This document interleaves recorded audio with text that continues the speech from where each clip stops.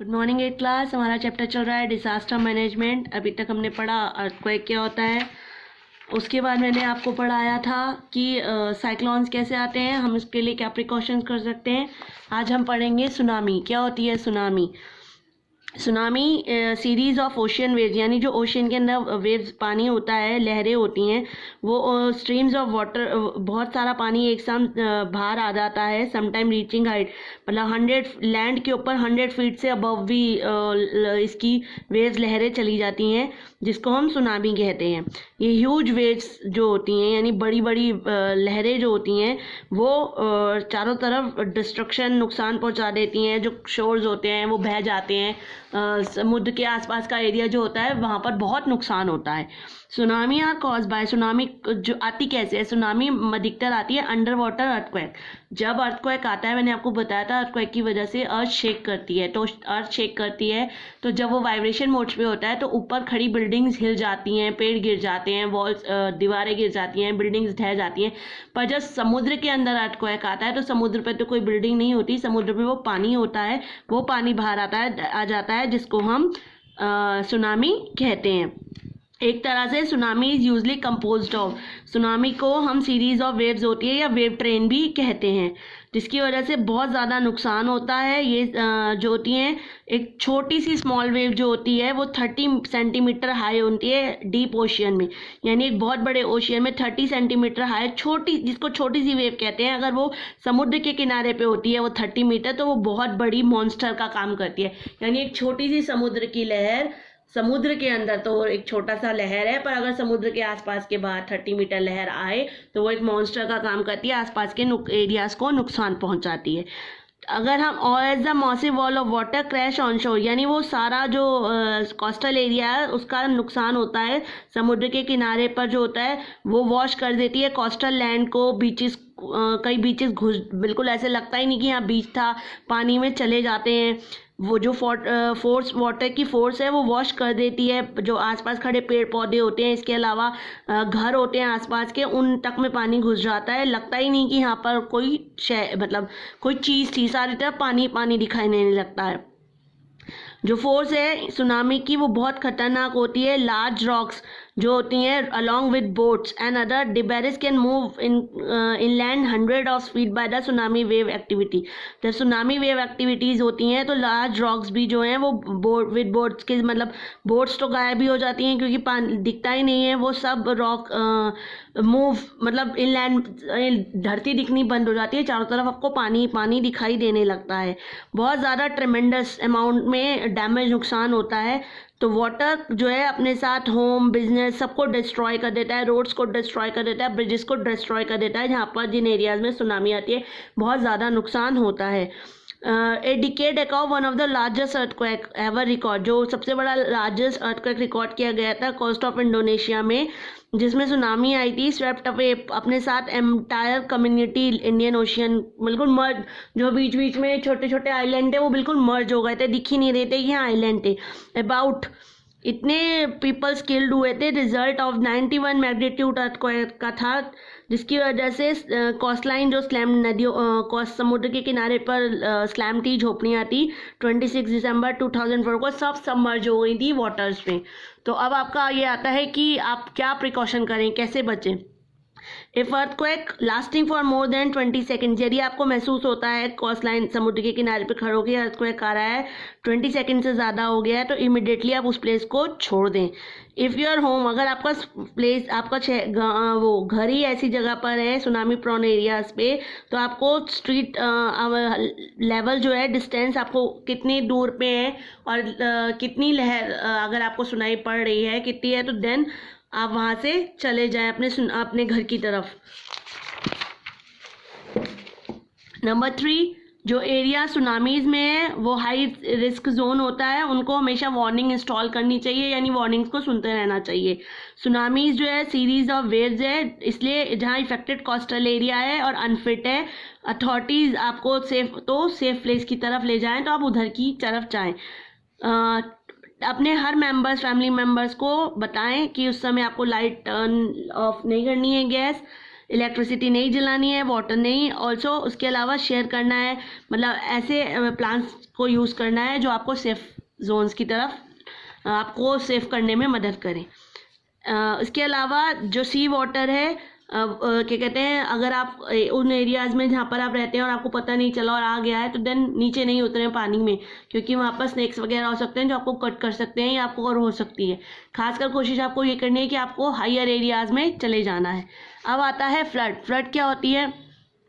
Flood एक extremely destructive natural calamity होता है। ये भी, इसके बारे में भी आप कुछ नहीं कह सकते। क्या कहते हैं, एंटायर सिटी जो है या कोस्ट लाइन जो है वो वहाँ उस फ्लड की वजह से काफ़ी नुकसान होता है, लार्ज स्केल पे लाइफ का भी और प्रॉपर्टी का। ये ग्रेट इरोजन, सबसे बड़ी बात, लैंड को भी इरोजन करती है।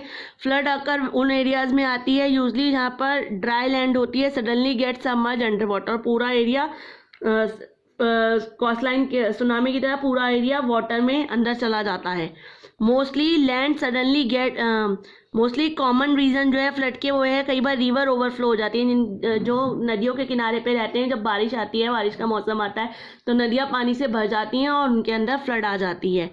इसके अलावा कई बार डैम टूट जाता है, ऐसी भी प्रॉब्लम हो जाती है। आइस मेल्ट हो रही है माउंटेन्स पे तो उसकी वजह से रिवर्स में वाटर बढ़ जाता है। It may also be cause by a change in the course of river. तो जो कई बार रिवर का एरिया चेंज करने से, उसका मोड चेंज करने से ब्लॉक हो जाता है रिवर चैनल्स, तो या लैंडस्लाइड हो जाती है, या जैसे हम डिफॉरेस्टेशन जंगल को काट रहे हैं तो उसकी वजह से फ्लड ज़्यादा आ जाती है। फ्लड वाटर जो होता है स्प्रेड हो जाता है, कॉल्ड ए फ्लड प्लेन, यानी उन एरियाज़ में जो फ्लड प्लेन होता है, यानी कि जहाँ पर प्लेन होता है वो सारा वाटर के अंदर शामिल हो जाता है।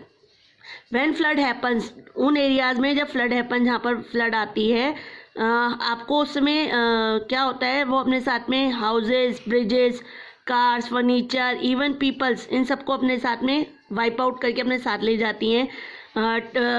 इसके अलावा ये और क्या होता है, farms, tree, many other more heavy items, ये सब भी पानी के साथ बह जाती है। India is one of the most flooded prone countries में है वर्ल्ड में, क्योंकि 1/8 इन द टोटल एरिया जो है estimate to be flood prone area कहलाता है। मोस्टली जो प्लेन्स है नॉर्थ इंडिया का, खासकर जो रिवर्स के नज़दीक है, वहाँ पर उड़ीसा वगैरह, केरला, वहाँ पर फ्लड, उनको फ्लड प्रॉन एरियाज़ कहते हैं, क्योंकि वहाँ कभी भी फ्लड आ जाती है।